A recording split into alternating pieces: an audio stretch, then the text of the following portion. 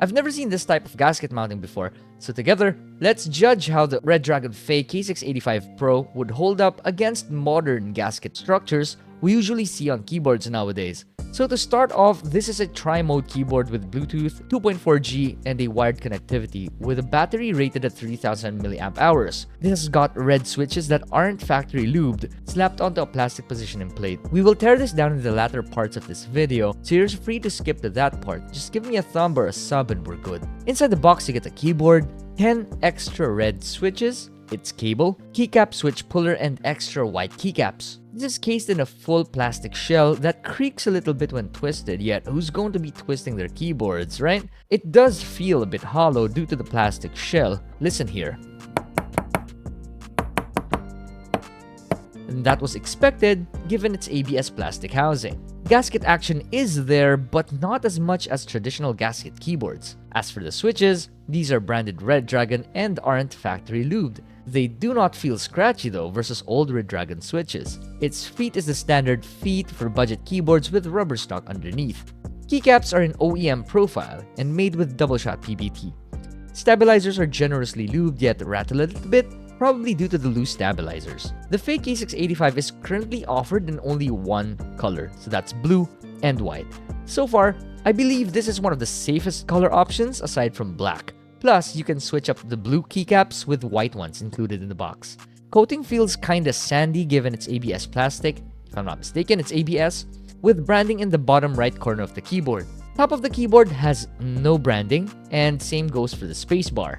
This has about 21 RGB modes and 9 static colors that light up through its north-facing LEDs. Included here is a music mode that reacts to music played plus 10 sub-modes to choose from.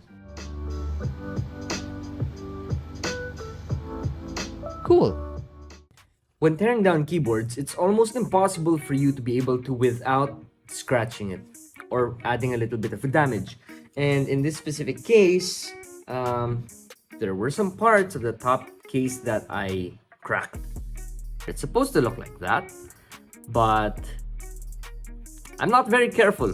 So just to clear things out, there are 7 locks to pry off at the top case.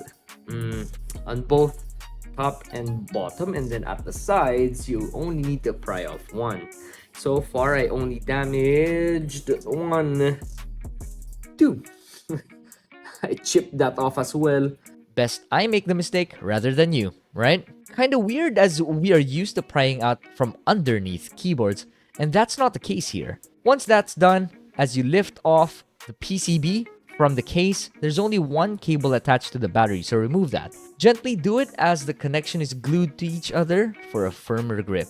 Lastly, for a full disassembly, undo the screws on the PCB attached to the plastic plate. And there you have it. Now for the exciting part.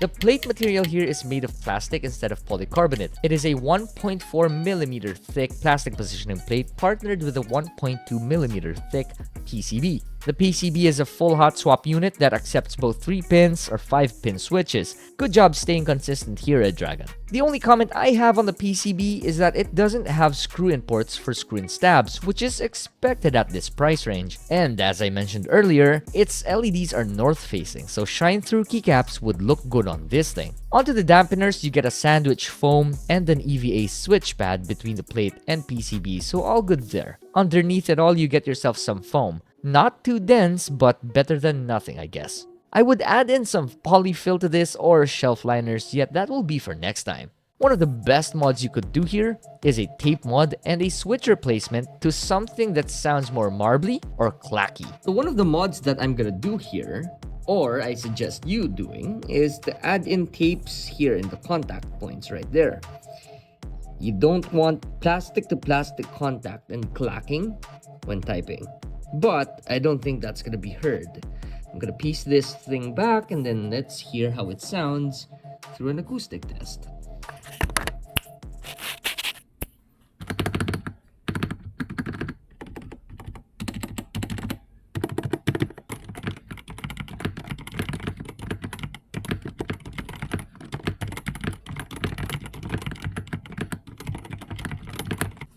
That keyboard sounds good, by the way.